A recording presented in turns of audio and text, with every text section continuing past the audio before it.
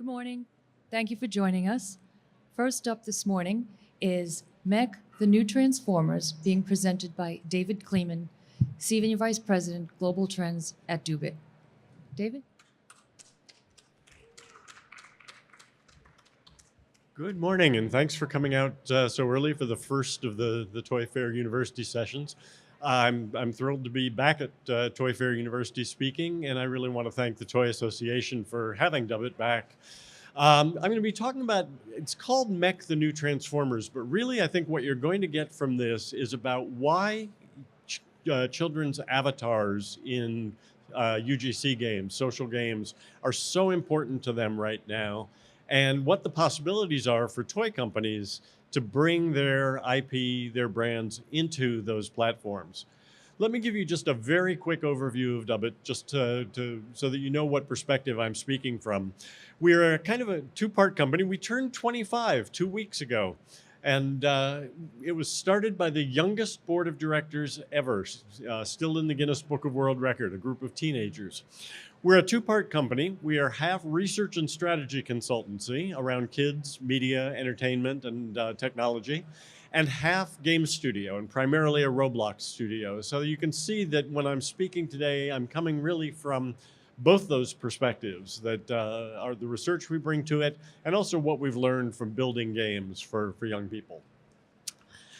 A lot of you may already be familiar with this, but I am going to give you just kind of the Roblox 101, just so that you can see the perspective of why kids are so drawn to this platform. I was speaking with someone at a conference the other day, and she said, my kid wanted, I asked my kid if I could go into Roblox with them, and when we got there, I said, so where's the game?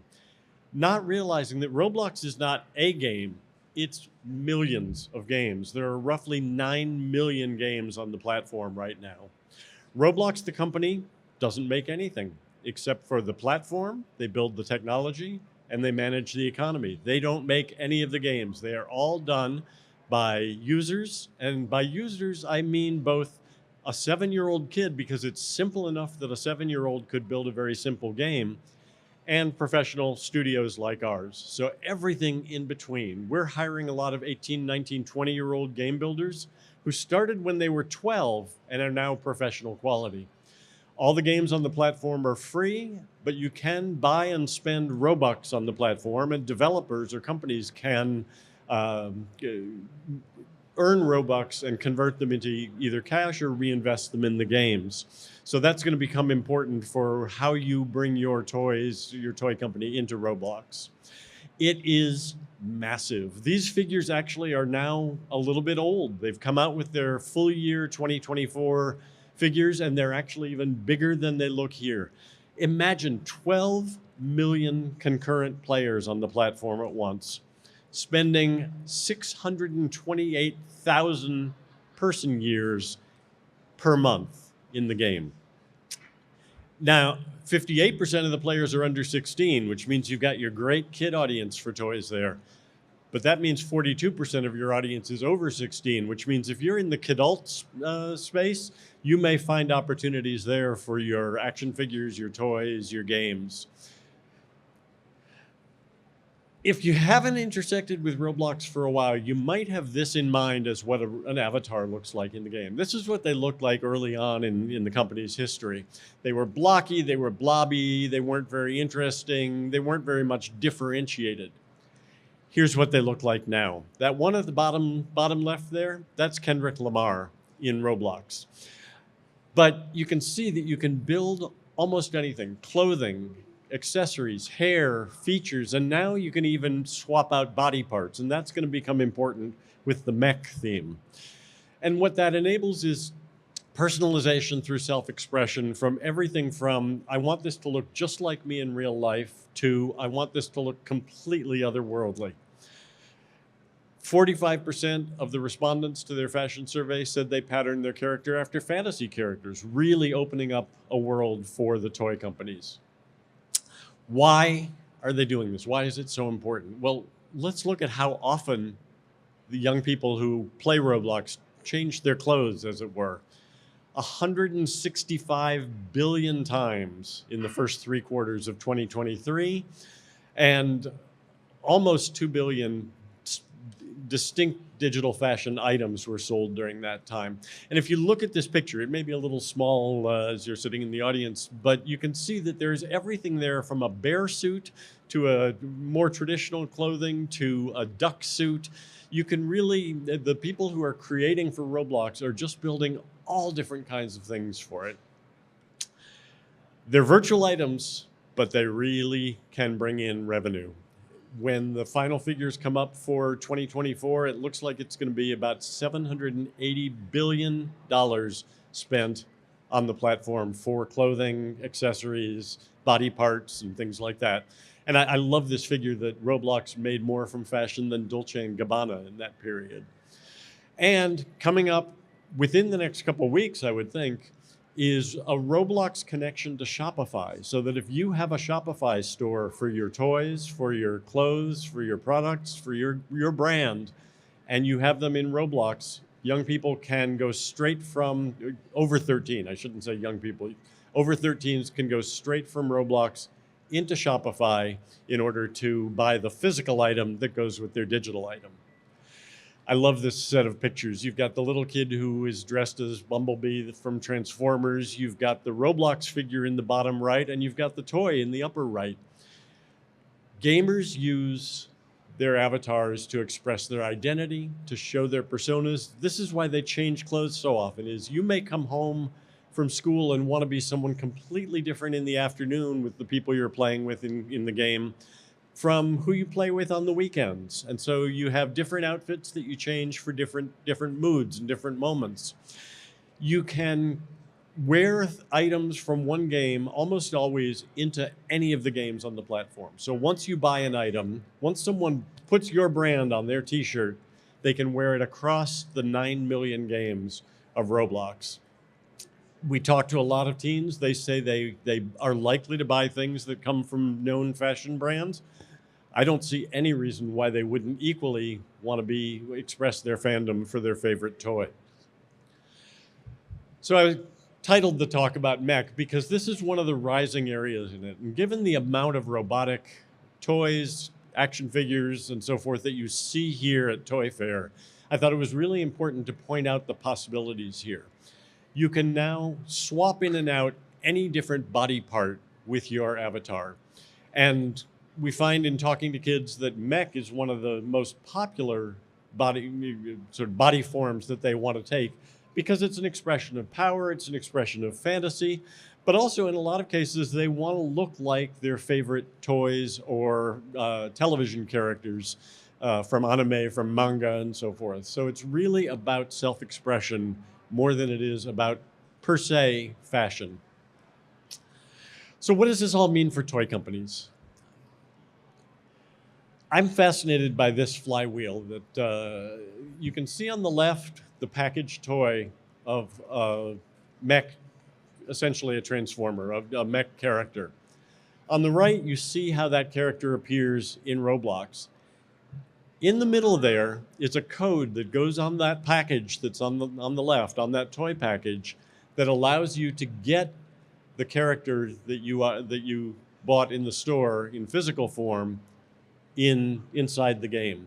So you have this flywheel of, I want the toy, I want to play the toy inside my Roblox games, I want to represent my fandom for the toy inside Roblox, and the company is giving me the opportunity to own that toy or own that outfit inside the game. These platforms, Roblox and the others, they're Fortnite, Minecraft, Zepeto is one out of South Korea that if you are into fashion, Zepeto is more focused on fashion, and it's a very fast-growing platform right now. But these are growing because of a similar flywheel, which is, as I said, it's a user-generated platform. Anybody can make games for the platform. And what that means is the more people who come in and make games, the more players are drawn into the platform.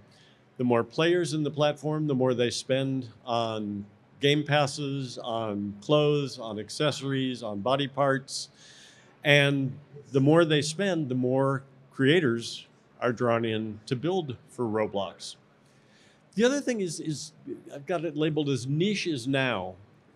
it is possible in these virtual worlds, in these social games, for any fandom to build a community. And for anything that you're deeply into, you can find a game on Roblox.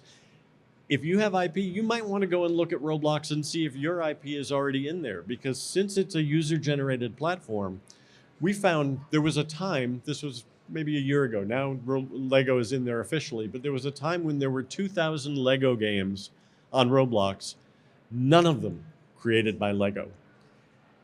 Now, as a company, as an IP owner, you have the choice to make between, do I stand back and let this happen? Do I encourage my fans to create around it? Or do I, as they used to do 10, 15 years ago, do I send a cease and desist letter or a takedown letter? More and more companies have decided it really makes sense to monitor it, to make sure that they aren't violating your brand's ethos. They aren't going too far away from what you want your brand to express. But at the same time saying, this is how I find out how my fans feel about my brand. This is how I find out how they want to play with it. One of the top Netflix executives, there were 100,000 Squid Game games that came out on Roblox within a month after the series debuted. And one of the top executives from Netflix was asked about this, and he said, this is great. This is free promotion for us, and we're learning how our audiences view the program and view the stories. So something you need to think about is how you want your brand to appear there, but at the same time, it may be there already. AI is only going to turbocharge this flywheel of creator, player, spend, creator, player, spend, because it's already very easy to build a game in Roblox. It is going to become even easier with the growing incorporation of AI into their platforms. So let me close with just a couple things about how you as toy companies can open the toy box of Roblox. You can go in at almost any level. You can dip a toe into it, or you can dive completely in. You don't have to build a complete world. A lot of people, when they come to us, think, oh, but it's going to be so expensive. I've got to build out a whole world in this area. I've got to figure out how to, and then I'm going to maintain it. That's great for big companies, well-resourced companies. They really want to do that. We built the Nickverse for Nickelodeon. We built a whole world for NASCAR and so forth. But depending on your goals, there are much smaller and simpler and less expensive ways to get into Roblox. Is your goal to introduce a new toy line? Are you about to launch something and you want people to know it's coming?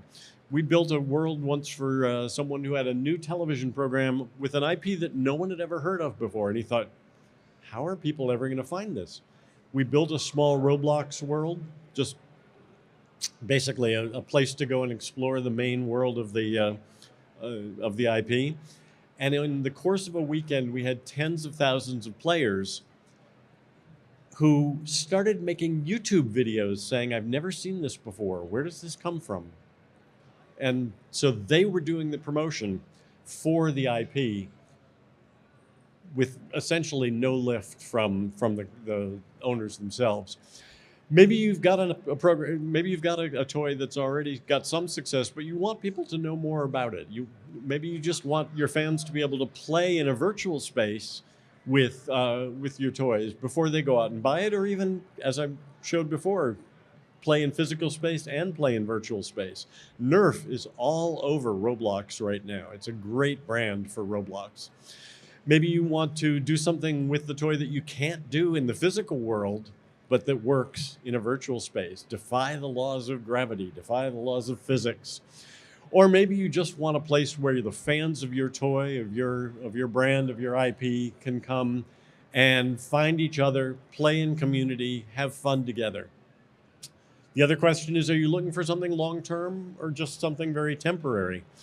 As I said, when you build the Nickverse, you really need to maintain it over time. You need to add new IP, you need to add new games, because if you want people to keep coming back, then you really need to give them a reason to keep coming back.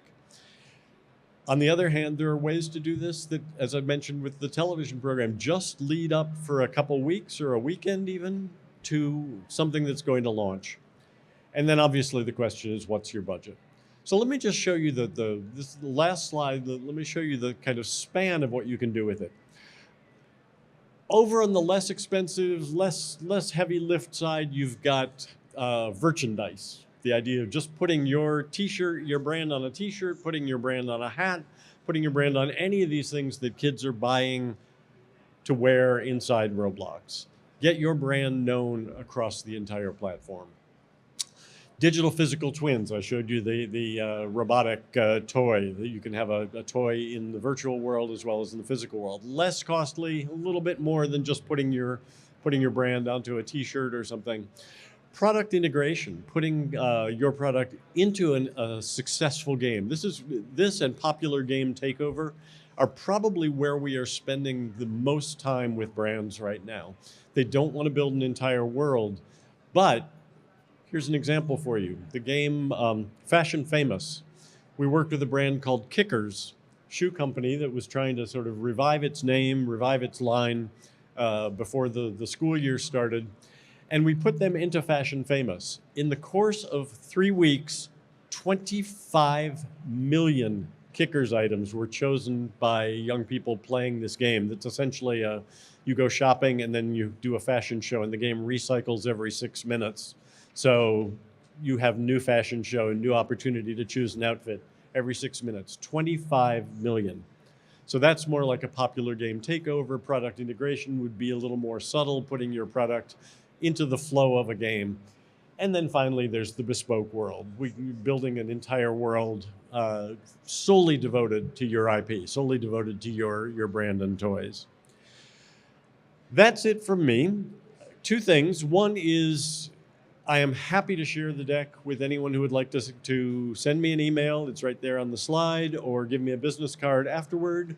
I will be over in the little corral over there for post-presentation conversations.